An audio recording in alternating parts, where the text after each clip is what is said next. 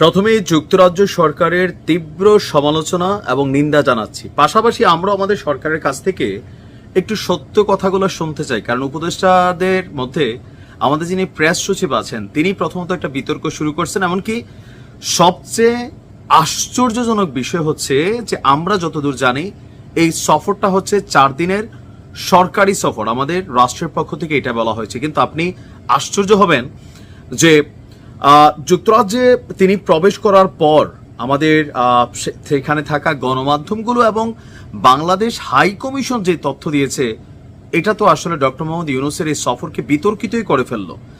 বলা হচ্ছে যে ডক্টর মোহাম্মদ ইউনূসকে বিমানবন্দরে স্বাগত জানানোর জন্য বাংলাদেশ হাই কমিশন ছাড়া, এখন বাংলাদেশ হাই কমিশন যেতে বাধ্য কারণ এটা সরকারি প্রতিষ্ঠান, সেই হাই কমিশনের জনগণ ছাড়া বা 2-4 জন প্রতিনিধি ছাড়া ব্রিটিশ সরকার বা যুক্তরাজ্যের রাজা তৃতীয় চার্লসের কারুর পক্ষ থেকে কোনো প্রতিনিধি বিমানবন্দরে উপস্থিত ছিলেন না।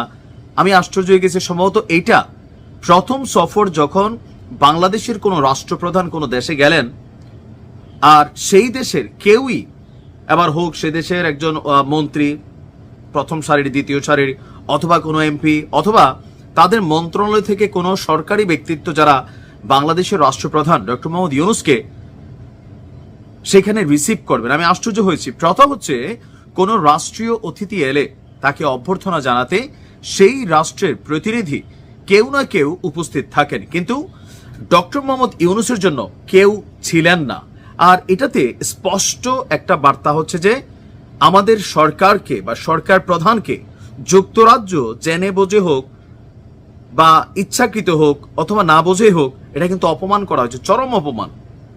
কারণ তিনি এই রাষ্ট্রগুলোর কাছে এতটা সজ্জন ব্যক্তিত্ব, যেখানে যুক্তরাজ্যের রাজা তাকে পুরস্কার দিবেন। এখন আমার তো সন্দেহ লাগতেছে যে পুরস্কারের তালিকায় ওনার কিন্তু নাম নেই। আমরা যতদূর জানছি গত বছর যখন জাতিসংঘের মহাসচিব বান কি মুনকে সিস্টেমের বাহিরে একটা পুরস্কার দেওয়া হয়েছিল, যে হারমোনি অ্যাওয়ার্ডস যেটার কথা বলা হচ্ছে, বিশেষ ব্যক্তিদেরকে দেন যারা লিস্টের বাহিরের মানুষ, মানে তাদেরকে লিস্টে আনাটাও এটা অন্যায় অথবা তাদের জন্য অসম্মানজনক। তো এখন এত বড় একটা গুরুত্বপূর্ণ তিনি উপহার পাবেন বা অ্যাওয়ার্ড পাবেন, কিন্তু এই রাষ্ট্রের পক্ষ থেকে একজন মানুষ ওনাকে এয়ারপোর্টে রিসিভ করতে আসলো না। এরপরে আপনি দেখেন যুক্তরাজ্যের প্রধানমন্ত্রী সে যুক্তরাজ্যে আছে, আগামী শনিবার মানে ডক্টর ইউনূস বাংলাদেশে আসার পর তিনি কানাডা সফরে বের হবেন, কিন্তু ডক্টর মোহাম্মদ ইউনূসের সাথে তার বৈঠক হতে যাচ্ছে না। আরো আশ্চর্যের বিষয় হচ্ছে যে আমাদের প্রেস সচিব শফিক ভাই তিনি একটা ভেজাল লাগাই ফেলছেন। মানুষের কাছে কিন্তু এখন এটা নিয়ে নানান বিতর্ক অলরেডি আপনার দেখা দিয়েছে। এছাড়া আপনার এই সফরটা যে সরকারি সফর কিনা এটা নিয়েও এখন প্রশ্ন উঠেছে, যে আমরা যতদূর জানি যে আপনার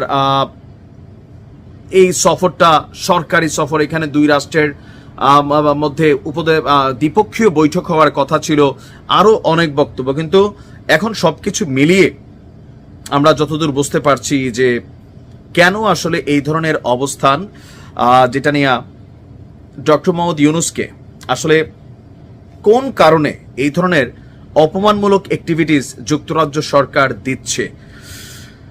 এখন আসলে এখন কি বলবো বলেন, সম্ভবত এটা একটা নির্বাচিত এবং অনির্বাচিত সরকারের মধ্যে পার্থক্য নাকি, যে একজন গণতান্ত্রিক সরকার তিনি যে কোনো দেশের সফরে যাবেন, সেই রাষ্ট্রের কোনো না কোনো একজন ব্যক্তিত্ব থাকবেন। আমরা বাংলাদেশের প্রথম সারির গণমাধ্যম দৈনিক ইনকিলাবে আমরা দেখলাম যে এই তথ্যটা আসছে। তবে যুক্তরাজ্য এরা লুটপাটকারী রাষ্ট্র আজকের দিনের না, বহুত আগে থেকে এদের চরিত্র কিন্তু ভালো হয় নাই। এখন ফাইনালি তো সন্দেহ হচ্ছে যে অ্যাওয়ার্ডটা আসলে তিনি নিয়ে আসতে পারেন কিনা।